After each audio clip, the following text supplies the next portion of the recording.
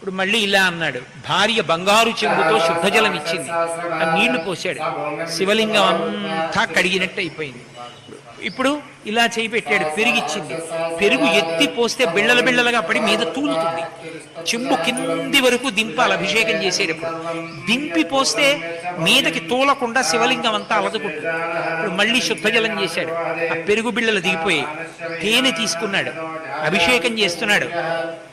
ఎర్రగా ఏదో ఆ బట్టలోంచి పైకి కనపడేటటువంటి సన్నటి నేతనీసినటువంటి బట్ట ఎలా ఉంటుందో తేనె అలా జారిపోతోంది. ఇప్పుడు మళ్ళీ శుద్ధ జలం పోశాడు, జిగురు జిగురుగా పట్టీలు పట్టీలుగా కిందకి దిగుతుంది తేనె.